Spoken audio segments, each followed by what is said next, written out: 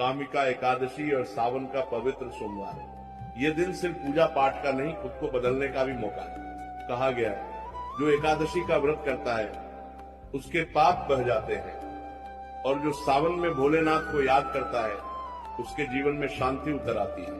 लेकिन भक्ति का असली मतलब है अपने मन को साफ करना, अपने शब्दों को मीठा बनाना और अपने कर्मों को नेक बनाना। आज एक छोटा सा संकल्प लो, किसी को माफ कर दो, किसी की मदद कर दो और खुद को थोड़ा बेहतर बना लो।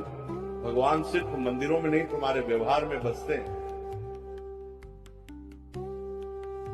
कामिका एकादशी और सावन का पवित्र सोमवार है। ये दिन सिर्फ पूजा पाठ का नहीं, खुद को बदलने का भी मौका है। कहा गया है, जो एकादशी का व्रत करता है उसके पाप बह जाते हैं, और जो सावन में भोलेनाथ को याद करता है उसके जीवन में शांति उतर आती है। लेकिन भक्ति का असली मतलब है अपने मन को साफ करना, अपने शब्दों को मीठा बनाना और अपने कर्मों को नेक बनाना। आज एक छोटा सा संकल्प लो, किसी को माफ कर दो, किसी की मदद कर दो और खुद को थोड़ा बेहतर बना लो। भगवान सिर्फ मंदिरों में नहीं, तुम्हारे व्यवहार में बसते हैं।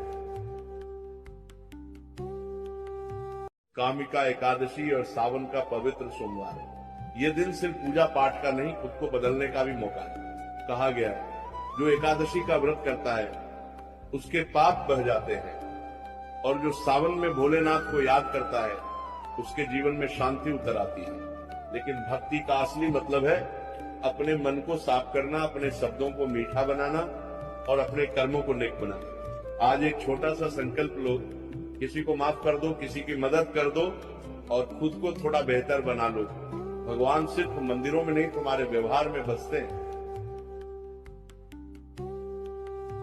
कामिका एकादशी और सावन का पवित्र सोमवार है। ये दिन सिर्फ पूजा पाठ का नहीं, खुद को बदलने का भी मौका है। कहा गया है, जो एकादशी का व्रत करता है उसके पाप बह जाते हैं, और जो सावन में भोलेनाथ को याद करता है उसके जीवन में शांति उतर आती है।